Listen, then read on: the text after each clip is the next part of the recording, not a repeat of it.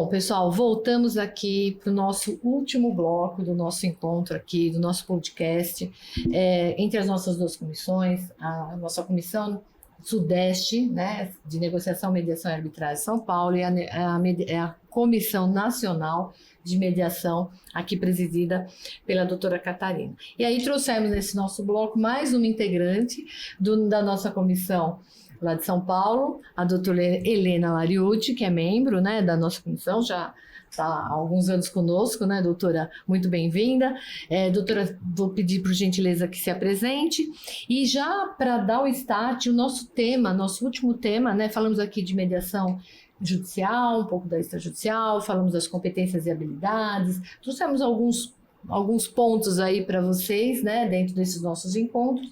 E esse nosso encontro vamos falar um pouco de mercado, de carreira, da possibilidade também da mediação ser aplicada dentro da advocacia, com a mediação extrajudicial, a advocacia colaborativa. Então vamos fechar aqui um pouco de cada um desses temas e já inicio aí, né, pela querida doutora Helena para se apresentar e já poder falar um pouquinho o seu parecer aí em relação a esses temas que nós vamos desenvolver aqui nesse nosso último bloco.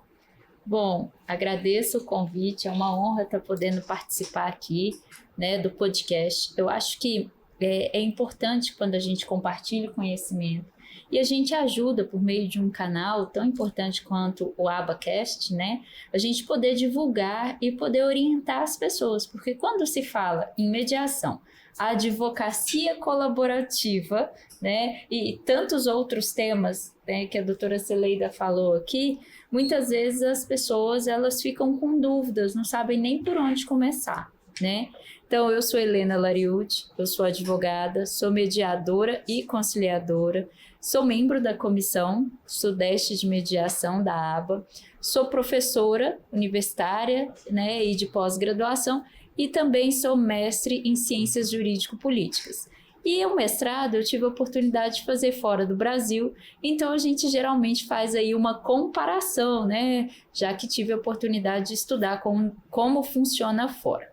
E a advocacia colaborativa, ela não é tão antiga, mas também não é tão nova. Assim, para nós eu diria que é uma novidade, porque é algo que começou em 2015, 2017, então tem aí no máximo uns 10, 15 anos. E a ideia é justamente resolver a questão que o cliente leva, né, que o jurisdicionado, a pessoa leva até o advogado, de uma forma multidisciplinar, sem efetivamente chegar ao judiciário. Mas o que é isso de multidisciplinar? Vamos pensar num caso de família, por exemplo, envolve patrimônio. Então chama-se, né, um psicólogo para ajudar a resolução das questões, porque nós todas somos mediadoras, a gente sabe que muitas vezes, quando estamos fazendo a mediação, envolve muito mais um coração ferido do que efetivamente uma disputa legal, algo ali que está, né, jurídica, que está sendo abordada, né, de uma forma jurídica. E aqui eu faço um parêntese, eu assistindo a uma mediação, na época que eu estava estagiando ainda, né, antes de ter... Foi nossa aluna exemplar. Oh, maravilha! A gente eu assistindo, né, e aí de repente era uma ação de alimentos e de repente a parte pega e fala assim, o alimentante, né, fala, não, tudo bem, eu concordo, eu acho que esse valor que está sendo pedido na inicial é justo, eu vou pagar esse valor. Aí a outra parte, no caso, né, o representante do menor, eu não aceito, eu quero que o juiz decida. Aí o mediador falou, mas, né, mas o senhor pediu isso, esse é o pedido. Não, mas eu não aceito, eu quero que o juiz decida, é o juiz que vai decidir. O que o juiz mandar fazer é o que eu vou aceitar. Então, óbvio que usando as técnicas que a gente aprende na mediação, né, foi-se feito ali as audiências privadas, né, lembrando que na mediação são muitas vezes várias sessões, porque o objetivo não é fazer um acordo pura e simplesmente, mas localizar-se né, o ponto nefrálgico que gera aquele conflito para a solução efetiva do conflito, né? E depois aí de 2 sessões, porque a audiência foi remarcada, entramos novamente no dia da audiência, foi remarcada novamente, então na 3ª sessão, né, é que veio aí a solução daquele conflito. E isso é tão importante, porque muito se fala, e aqui como advogada, muito se fala na morosidade do judiciário, muito se fala no excesso de judicialização das demandas, e como professora universitária, eu ouso dizer que isso é culturalmente ensinado. Eu já sou formada há um tempinho, né? Aí, mais de quase 2 décadas, né? Que eu sou advogada. E na universidade eu aprendi a cultura do litígio. Sim, com os alunos hoje, a gente já vê que inicia-se uma tendência a se modificar isso. Mas até 5 anos atrás, a gente ainda tinha até isso. Porque agora nós temos, né, a matéria, nós ministramos nos cursos agora já de graduação a matéria a disciplina de mediação. Disciplina de mediação, negociação, conciliação e arbitragem. Então isso já vai começar a trazer para o mercado, né, os novos operadores do direito aí já com um mindset diferenciado, o que, como a doutora Helena está falando, na nossa formação nós não tivemos, né? Exatamente. Então eu acho que dentro dessa ideia, e aqui eu trago só para dar esse start inicial na nossa conversa, aqui no Distrito Federal nós temos uma situação, uma realidade diferenciada do restante do país. Nós temos custas processuais, as custas judiciais aqui no Distrito Federal, elas são muito em conta. O valor máximo das custas não chega a R$800. Então, a causa de 50 milhões de reais, a parte vai pagar no máximo R$800, né? Não chega a isso. Então, por ter essa diferenciação e ser um tribunal célere, dentro da comparação com os demais tribunais, uma perspectiva nacional. São Paulo, 20 milhões de processos, só para trazer a nossa fatia aí. Mas o Distrito Federal gosta do primeiro lugar, né? Ele gosta de ser primeiro lugar. Ele gosta desse status. E são decisões muito boas também, né? Então são decisões bem fundamentadas. A qualidade e a celeridade fazem aí o Distrito Federal realmente merecer esse primeiro lugar. Eu sou suspeita, tenho muito orgulho, mas... Eu não posso falar também, sou brasileira, então... Quando a gente advoga fora, a gente se assusta um pouco, Nossa, né? bastante. Principalmente nos estados vizinhos aqui, né? A gente tem aqui Goiás, tem Minas, que é pertinho também, né? Minas Gerais. Mas quando vai para São Paulo, Rio, a gente se depara com situações e com realidades de, às vezes, do protocolo da ação para a designação da audiência ou realização da audiência inicial lá do 334 do Código de Processo Civil, isso demora 2 anos e meio, 2 anos. Então a pessoa entra com a ação no dia 5 de abril de 2024, desculpa, 2025, a audiência vai acontecer dia 5 e 6 de abril de 2027. O objeto até se perde, né? Não tem nem nem objeto, nem parte, não tem mais nada daquele O litígio já se tornou incontornável, né? Às vezes aquilo que seria um litígio inicial, de repente virou ódio mortal, né? Então, era só uma dúvida, né? Virou uma briga que não sei. Então, desde da década de 70, né, quando surgiu a ideia do conceito multiportas, né, já observando isso, o problema da celeridade. O Capelletti fala disso lá no livro que nós conhecemos, que é o resuminho final, a conclusão do estudo, né, que aqui a gente conhece como o livro Acesso à Justiça, que ele é bem tradicional. Ele já falava disso. Já falava sobre a necessidade de se dar uma atenção especial à questão da celeridade processual, né? Da duração razoável do processo. Não que isso fosse o foco, mas ele já colocava isso como um dos apontamentos. E a gente tem, então, né, essa realidade e surge aí, não diria como um herói ou um salvador, mas como uma alternativa e como uma dessas portas, né, à mediação. E ela pode ser utilizada dentro da advocacia colaborativa justamente por conta dessa questão, né, da multifuncionalidade, né, seja o contador, o psicólogo, algum outro tipo de terapeuta, né, que muitas vezes a pessoa tem uma confiança e ela quer levar, né, o terapeuta para auxiliar ali e tal. Então, é possível que isso aconteça, né, isso tem dado certo em muitos estados, né, e a gente tem que lembrar sempre no tempo, né, gente? Então, assim, não adianta, a máxima de que tempo é dinheiro é uma realidade. Não, e isso, doutora Helena, é algo que eu falo nas minhas aulas de resolução alternativa de disputas. Eu sou professora dessa cadeira no Mackenzie e eu falo muito sobre isso, que é exatamente a pergunta, né? Porque o aluno, ele vem pronto.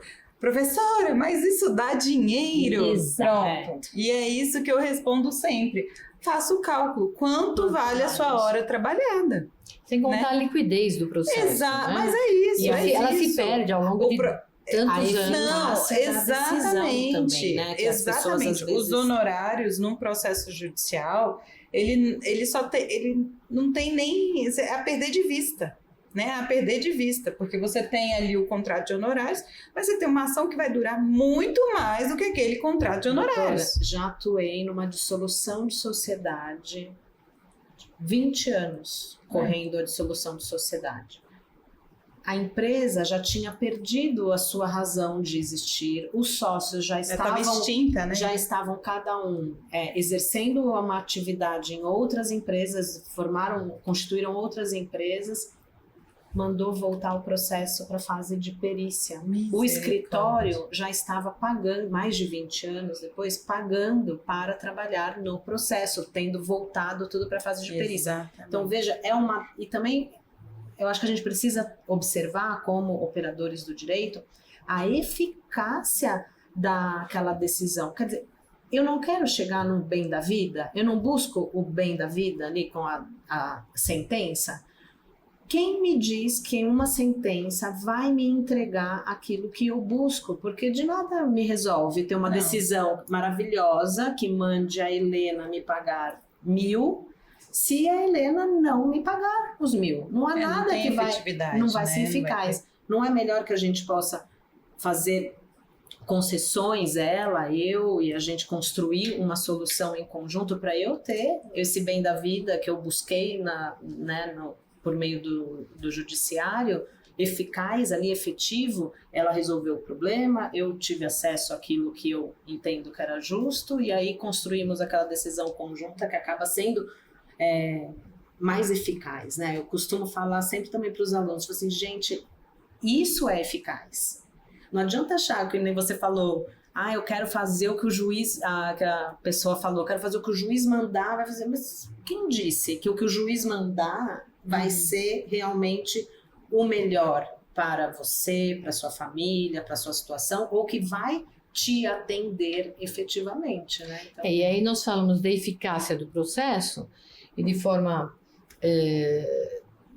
consecutiva a eficácia dos honorários. Exatamente. Né?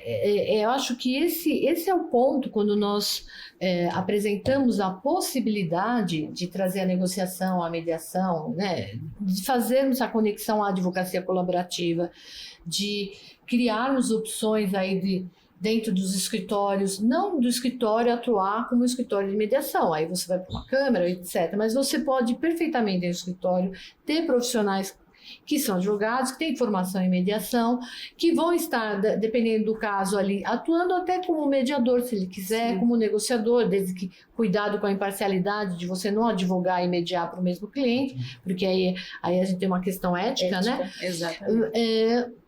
Trazendo mais uma possibilidade de mercado para o advogado. E aí eu quero complementar, por exemplo, na nossa tabela de honorários de São Paulo, temos lá, né, doutora Camila, uma série de requisitos lá para remuneração do advogado que atue na sessão de mediação. Então, ele tem o valor hora para ele trabalhar numa sessão de mediação, ele tem um valor mínimo, né, os patamares que são atribuídos na tabela, sim, o valor para elaboração tem que começar, a partir, né, de lá, tem o valor para ele elaborar o termo, tem o valor para ele participar de design de solução de disputas, então Hoje já tem lá, se não me engano, 6 ou 7 requisitos, né? Atos que ele pode Atos que ele praticar. pode dentro praticar dos métodos. dentro dos métodos adequados de resolução de conflito com a sua remuneração. Então, não é mais... e trazendo a celeridade, eficácia, como nós estamos falando aqui, e também ele podendo entregar a solução para o seu cliente. Porque o cliente que bate lá no escritório da doutora Helena, do escritório da doutora Camila, da doutora Celeida, da doutora Catarina, ele quer a solução. Ele não quer acordar e dormir com aquele processo. Ele quer resolver o problema dele. Sim. Não quer ficar mais 15, 20 anos tendo que acordar e dormir com o processo. Claro, ele quer o interesse dele prevalecido dentro do que ele trouxe ali para o seu advogado, que vai ter que defender os seus interesses. Não significa que você não vai defender os interesses do seu cliente, ou que você vai afastar os direitos material dele que ele tem ali. Mas é conectar tudo isso para uma advocacia mais colaborativa. No escritório, particularmente, a gente tem muito claro essa advocacia colaborativa. Meu pai, advogado nato, ele sempre praticou essa ideia de uma pré-mediação e isso sempre surtiu muito efeito.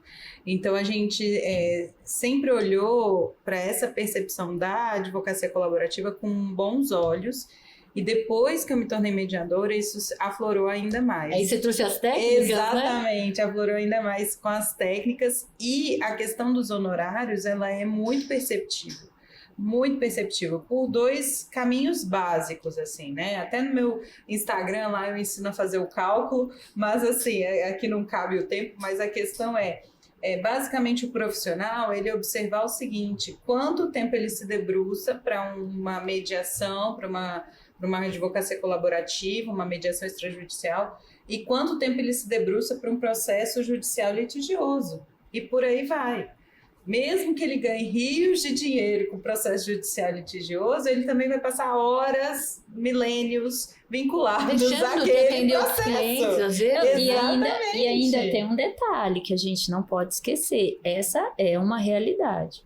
Existe o ciclo de satisfação com o advogado. Exatamente. No início do processo, é um círculo mesmo. No início do processo, o advogado é o herói, de repente começa a demorar, o que está acontecendo e tal. Veio a sentença, aí já começa assim, veio, não, mas eu podia ter feito isso, não precisava. No começo é herói, depois começa a desvalorização. Né? Aí quando entra... Né? Quando fala, olha, recebeu, agora tem que pagar os honorários, é um absurdo, você está ganhando muito, por que você não fez nada, eu que fiz, não sei o quê. Aí Afinal, quando... Foi só uma perguntinha. Foi só uma perguntinha. Só uma dúvida, né? Aí quando chega na execução do contrato, que muitas vezes acontece por conta dos honorários, aí o advogado, nossa, onde já se viu, não presta, me enganou. Então, existe esse ciclo que ele sai de super-herói para super-vilão, né? É sempre um antagonista, né? Sim, isso é algo que se maximiza muito pelo tempo. Sim, pelo tempo.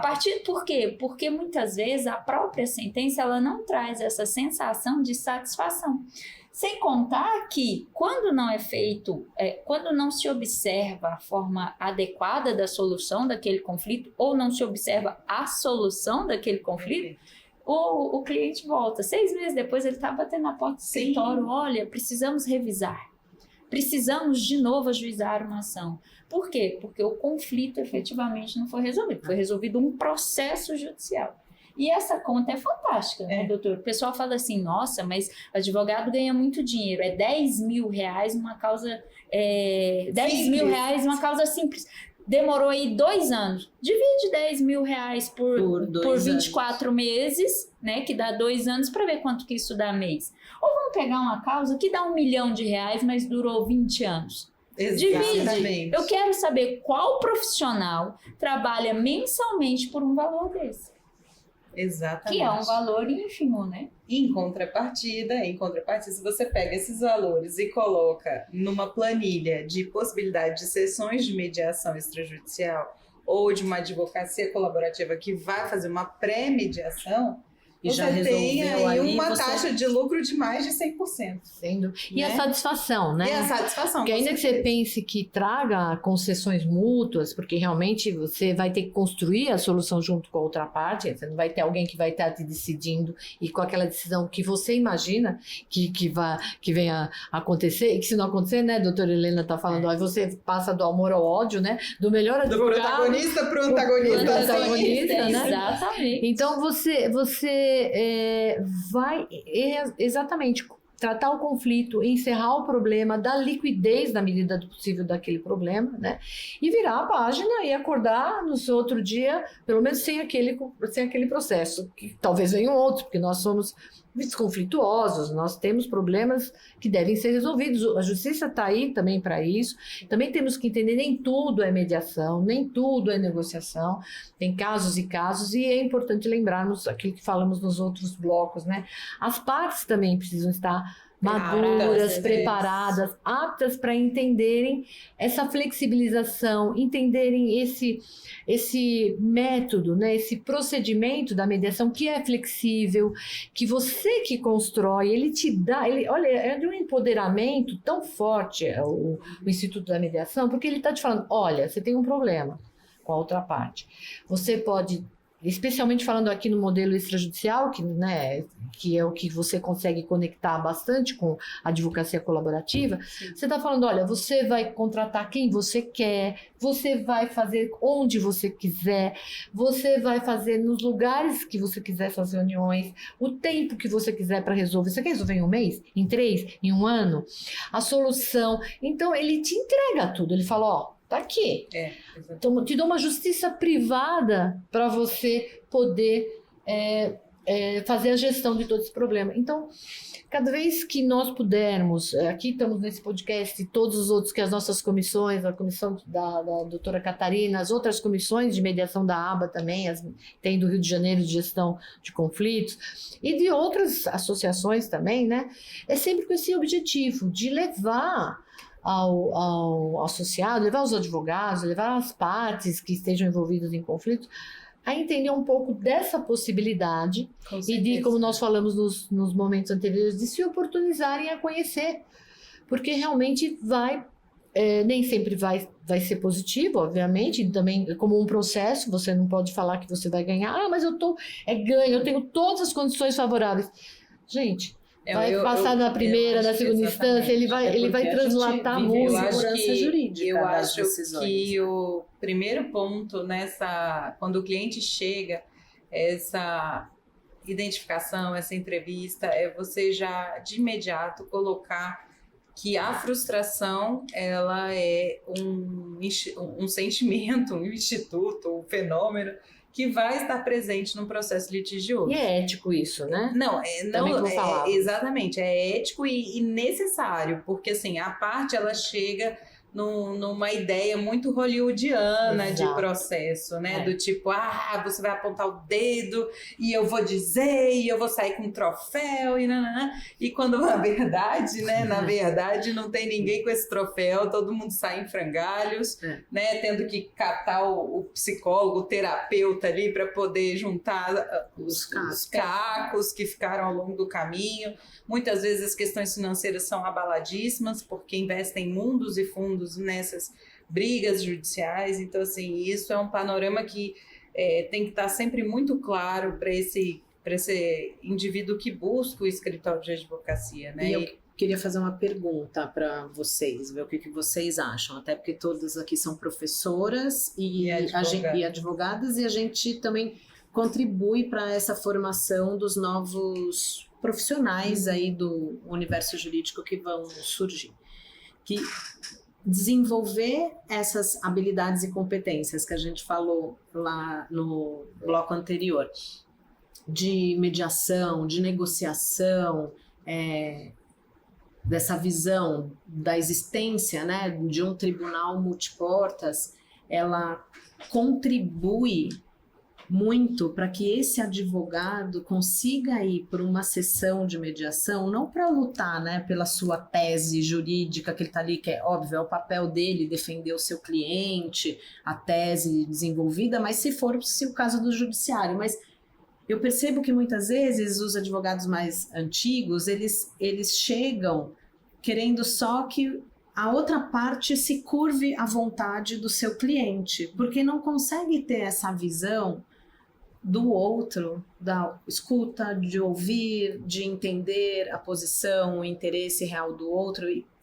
e falar para o seu cliente o que você pode oferecer para o outro, para que o outro veja que o acordo é a melhor opção. Quando a gente pega advogado assim, que sabe dessas técnicas, eles contribuem demais para a geração das opções, de possibilidades de solução daquele conflito, daquela causa. Então, gente, a gente tem que ali, ó, na fonte, ó, trabalhar muito para o pessoal saber desenvolver cada vez mais essas habilidades, para quando eles chegarem na advocacia, falar assim, tá aqui essa porta, tem essa porta também. Essa porta vai custar tanto, vai ter tanto tempo. Essa outra vai custar mais, vai ter mais tempo. O que você prefere? Vamos tentar uma? Se não der certo, a gente tenta a outra. Porque uma coisa não anula a outra, né? Perfeito. Não, isso eu faço muito em sala de aula. Quando começa a disciplina, o componente curricular, eu já começo falando. Não estou aqui para acabar com o judiciário. Essa não é a minha função. Porque as pessoas querem colocar as coisas nas caixinhas, né? Não ou isso. Ou é tudo ou nada, ou é sim ou é não. Não, a ideia é que o judiciário fique com aquilo que precisa ir para o judiciário, né? E ele vai ter até mais celeridade, mais eficácia. Ele vai ter uma decisão melhor, ele vai ter um juiz destinado para aquilo de uma forma muito mais profunda, com mais tempo, com tudo aquilo que realmente precisa de um judiciário. Precisa de uma atenção e especial. Se espera, né? Agora, como na minha época de estudante, em que eu atuei como estagiária em processos de causas de 50, 100 reais, porque as partes estavam brigando por conta disso, aí mesmo que alguém fale assim, né, depois lá nas redes sociais, mas 50 reais no ano tal era muito dinheiro. Tudo bem, mas continuava sendo 50 reais. Você não movia um escritório de advocacia, uma máquina judiciária inteira por conta de um valor desse, né? Então, eu acho que, assim, trazer essa percepção para essa garotada que está na faculdade, ou aquelas pessoas que estão na segunda, terceira graduação e estão buscando opções novas, renovadas, entender que é o seguinte, a gente não está aqui para acabar com uma via em prol de outra, não. Mas que elas caminhem juntas e que a gente consiga, enquanto sociedade, selecionar. Eu vejo as disciplinas de mediação, de resolução alternativa de disputas, negociação, como políticas públicas e uma parceria público-privada para a nossa sociedade. Sem dúvida. Porque isso a gente está fazendo o quê? Um aculturamento, a gente está transformando a nossa estrutura litigiosa, que é enraizada na nossa cultura, numa percepção extremamente diferente de dizer o seguinte, agora tudo que a gente achava que só podia ser no judiciário, agora você tem escolha. E aí, dentro dessa escolha, você vai traçar o melhor caminho junto com o seu advogado, com a sua advogada e por aí vai. É escolha e uma outra coisa, responsabilidade. Não, sempre, né? Sempre, claro. Porque participar de um procedimento de mediação, se quiser flexibilizar para negociação, conciliação, envolve, como eu falo, muita responsabilidade das partes. Sim. De não só construir juntos um possível acordo, mas de cumpri-lo. Sim. Claro. Porque você que está definindo como, onde, o porquê daquele caso, do que você vai fazer. E isso é importante porque as partes elas têm que estar cientes de que a decisão vem junto com a responsabilidade de cumprir. Né? Eu acho que é igual viver dentro de casa. Né? Se você não se compromete com alguém, você vai ter que honrar a sua palavra.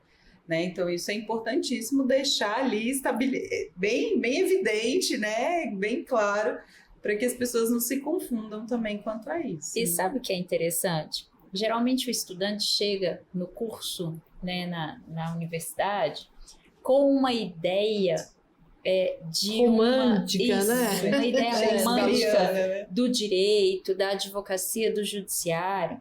E quem somos nós para, né, acabar com os sonhos deles? Não é essa a nossa função. Mas, às vezes, é necessário a gente trabalhar com dados, com números, com realidade, porque aí isso ajuda, inclusive, até a desenvolver essa parte colaborativa, né? E não só aos estudantes, mas também à própria advocacia, né? Porque, veja, o Justiça em Números, o último que saiu, que se refere a 2023, ele diz que no Brasil, até aquela data, tinha 228 milhões de processos em andamento. Saiu um censo. É mais do né? que as pessoas. Saiu um censo recente também, agora eu não me recordo, 23, 22, que tem 210 milhões de brasileiros. Então, tem mais processo ativo do que efetivamente tem brasileiros, né, no nosso país. E aí a gente tem um problema seríssimo, e eu me recordo, né, de uma vez ter ouvido um ministro do STF dizendo que ele tinha ativo no gabinete dele 8 mil processos. Pensando no STF, que ele tem uma competência restrita, não é qualquer tipo de processo que chega para lá, que chega. Ele falou, tem 8 mil processos. Se a gente faz uma conta simples, quantos anos, se não entrasse mais nenhum processo, quantos anos ele gastaria, quanto tempo ele gastaria para julgar esses 8 mil processos? É o estoque, né? É o estoque. Exatamente. E aí a gente tem ainda uma outra questão que eu acho que é o que impacta também, né? Quando se pensa em efetividade, a gente tem muitas decisões, principalmente as decisões que envolvem obrigações financeiras. Exato. A gente tem uma taxa de descumprimento de 60% no mínimo. Em alguns estados, chega a 80%. O que significa isso, traduzindo? Que às vezes a pessoa está assistindo e não entende. O que significa isso? De cada 100 processos em que o juiz reconhece o direito de alguém de receber valores, de cada 100 processos, 60 não se acha patrimônio para virar dinheiro para receber. É só 40 processos, no mínimo, 40%. Porque tem estado, como eu disse, que os índices são maiores. Isso é muito sério. Bordão, você ganha, mas não leva. Exatamente. Ganhou, mas não levou, né? Ganhou, mas não levou. Que é um absurdo a gente achar isso normal. A gente não pode normalizar, né? Não pode normalizar isso. Não pode ser normal ganhar e não levar. Tem que ser normal você tornar aquilo eficaz, efetivo, né? Por isso que o próprio CNJ e, né, o Legislativo, o próprio Judiciário tem apresentado outras portas, né, dentro dessa justiça, como, por exemplo, alguns atos extrajudiciais junto a cartórios. Né? Então é possível que se façam algumas coisas nos cartórios, como por exemplo o protesto, né? E algumas outras, a ata notarial e algumas outras coisas, justamente para auxiliar na diminuição desse impacto da efetividade, né? Da ausência de efetividade. Exatamente. Aqui no Distrito Federal a gente tem muito incentivo no Tribunal de Justiça a buscar essas ferramentas de mediação e conciliação, como eu até havia colocado anteriormente, que dentro de medidas antes mesmo de buscar o processo.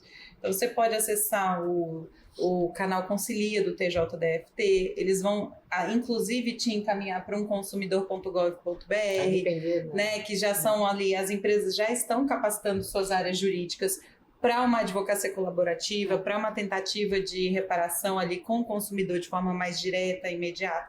Então, assim, tudo isso, na minha percepção, caminha nessa questão da busca de um judiciário seguro, efetivo, mas que ainda depende muito das nossas ações, das nossas escolhas, do nosso dia a dia mesmo, na hora de enfrentar um conflito.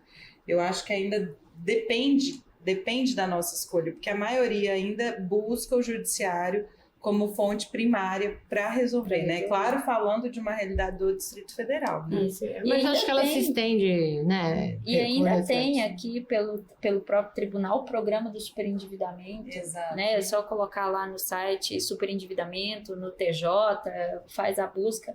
Acho que é algo que se faz lá pelo próprio Sejus, que o pré-processual, né, ainda é extrajudicial, é antes do processo. Mas aquilo que for decidido ali, né, depois vai para a homologação do juiz. Aqui no nosso Distrito Federal não se tem tanto incentivo, não se fala muito sobre superendividamento nas câmaras de mediação.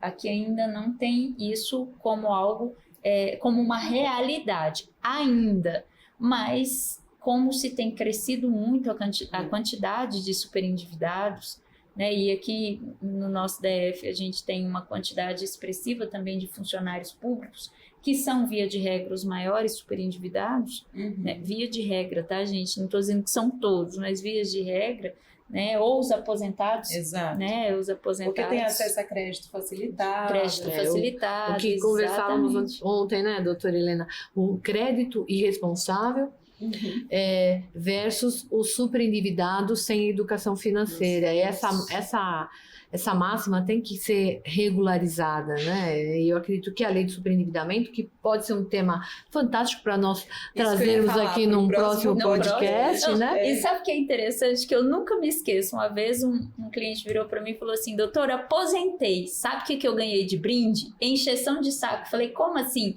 Depois que eu aposentei no dia seguinte, eu nunca recebi tanta ligação de banco me oferecendo consignado. Gente que nunca... Instituição que eu nunca nem ouvi falar, que eu não tenho ideia como é que eles conseguiram meus dados, que isso é um problema também seríssimo, porque tem um vazamento de dados muito grande, apesar da gente ter a LGPD, apesar da gente ter uma grande questão de responsabilização, esses dados são vazados. A pessoa aposenta no dia seguinte que ela não recebeu a aposentadoria, ela deu entrada e foi concedida, foi reconhecida. Prova de vida aí. Isso, já começa. Olha, tem um crédito aprovado e tal. E o pior, não respeita as normas da Anatel para poder fazer identificação. Hoje, né? Olha, já fica o convite para o próximo falar sobre esses dois temas. Educação financeira, superendividamento, Lei Geral de Proteção de Dados. Vários temas aí, porque todos eles se conectam com a mediação, né? A LGPD tem a possibilidade da mediação preventiva também. Outro ponto são os grandes litigantes, que são os nossos contenciosos de massa aí, que a gente vê que isso impacta muito nesses números do judiciário, mas porque também não existe um tratamento adequado dos conflitos lá na fonte, lá na Caixa Econômica, no banco tal, na agência concessionária de energia elétrica, em qualquer desses daí que toda hora estão no judiciário para resolver questões, às vezes a conta de energia de R$200 do cidadão comum, aí manda lá o advogado para falar o quê? Não tem a coisa. Não. Então, só que o negócio tem que mudar lá, na fonte, diretamente, no jurídico. Então, eu até acredito que esses profissionais novos que estão vindo agora, que vão estar mais capacitados, vão começar a assumir esses cargos de gestão nesses ambientes e tomara Deus vão que trazer já práticas e políticas mais colaborativas. A gente tem visto um aumento da possibilidade da mediação e da conciliação, por exemplo, no STF, eles abriram a porta e já tem hoje, né, um departamento, vou chamar assim, né, um espaço para isso. A gente tem visto a mediação crescer em alguns órgãos públicos também, né, como por exemplo o DENIT, né? Mas alguns, queiram ou não, ainda estão engessados, às vezes até por conta da própria lei, né? Da própria lei, da questão da disponibilidade de transacional, bem, né? O patrimônio. Mas etc. Fora isso, aqueles que existem a possibilidade, a gente tem visto um esforço, né? Para que eles possam efetivamente conseguir aí abraçar esse Instituto da Mediação, que é maravilhoso. Né? Muito bom. E aí, olha, ficamos aqui consignadas, né? O próximo temas, como nós estávamos falando, esses temas todos se coadunam, eles conectam com a mediação. E aí nós podemos observar as legislações que estão vindo, sempre pontuam ali no dispositivo de lei a possibilidade de uma conciliação e mediação, como veio o superendividamento, a LGPD, lei de recuperação judicial, franquias. Nós podemos observar aí como que o legislador também está acolhendo e está apontando os métodos adequados aí através dos institutos da mediação, algumas vezes negociação e conciliação. Doutora, nossos podcasts aqui foram excelentes, já estamos caminhando aqui para o final desse nosso último bloco, e aí eu quero já colocar aí para cada uma fazer suas considerações finais, ficar já o convite e o nosso compromisso aí de novos encontros entre as duas comissões aqui pela aba e trazemos aí esses novos temas. E aí, doutora Catarina, suas considerações, na sequência da doutora Helena, a doutora Camila, aí eu finalizo. Bom, eu quero agradecer mais uma vez a oportunidade de estar aqui com vocês, maravilhosas, mulheres empoderadas, estão à frente do nosso tempo. Agradecer você aí que nos assistiu, que esteve conosco neste dia. Pedir para você seguir a gente nas nossas redes sociais, as comissões, os nossos perfis profissionais ali, para você conhecer um pouco mais do nosso trabalho. Quem sabe mandar uma mensagem. Venha participar também da Associação Brasileira de Advogados, a ABA. Você vai conhecer esse ambiente, vai ver que é realmente um ambiente diferenciado. Aqui a gente tem muito espaço para dialogar sobre várias oportunidades diferentes. E é sempre uma satisfação estar com vocês. Então, eu espero que o próximo seja em breve. Com certeza. Bom, eu também quero agradecer todas as colegas aqui de bancada, doutora Catarina, doutora Celeida, doutora Camila. É sempre uma honra a gente poder debater por um tema, debater um tema tão instigante, né, em que a gente sempre chega ao mesmo objetivo.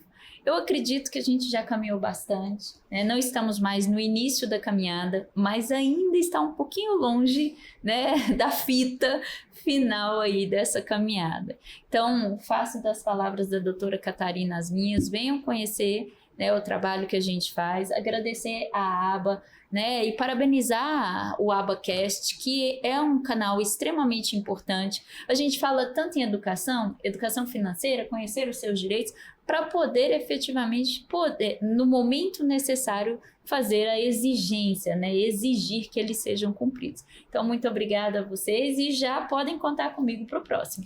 Com certeza. Também queria agradecer as colegas, sempre é um prazer muito grande estar aqui em Brasília, a gente que vem lá de São Paulo, é uma honra estar assim, hoje finalmente conhecendo aqui a sede da ABA e estar aqui com vocês debatendo esse assunto que, para mim, a gente fica aqui, ó, deixa o pessoal da ABA aqui, ó, com a gente até amanhã, se deixar a gente vai falando sem parar, né?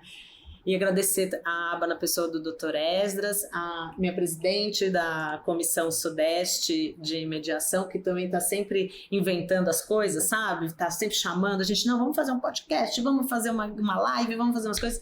Então venham, gente, sigam os nossos perfis, o perfil das comissões, a ABA, dá o like, compartilha todas essas coisas. Ativa o sininho. Ativa o sininho. Então, também espero poder estar com vocês todas no próximo. Podem contar comigo também. Muito bom, muito obrigada, queridas. Estarmos juntas aqui também quero agradecer, parabenizá-las, parabenizar e agradecer a ABA, os técnicos que não estão aqui aparecendo, mas que estão aqui fazendo tudo isso acontecer. Um agradecimento e parabéns pelo projeto, doutor Esdras, toda a equipe que faz com que estejamos aqui. E completando aí o que os colegas trouxeram, sigam os nossos Instagrams pessoais, o da nossa comissão é abasp.mediação, tá lá o Instagram, e aí quem quiser participar da nossa comissão será muito bem-vindo, da nossa Comissão Sudeste, acredito que da mesma forma da Comissão Nacional. As comissões, elas trabalham dessa forma que vocês estão vendo aqui, né, produzindo conteúdo através de eventos, de podcasts, de webinários, compartilhando conhecimento e aprendendo. Eu sempre falo isso, toda vez que nós estamos aqui, aprendemos e construímos um pouquinho mais do nosso conhecimento e compartilhamos. E já deixamos aqui o compromisso de novos encontros. E parabenizar também, conforme a doutora Camila falou, primeira vez que estamos aqui na ABA, viemos de São Paulo, parabenizar o espaço, o acolhimento, que tanto falamos aqui enquanto mediação, e estarmos com vocês em breve. Então, agradecemos a todos e até em breve. Obrigada. Até, gente. Tchau, tchau, pessoal.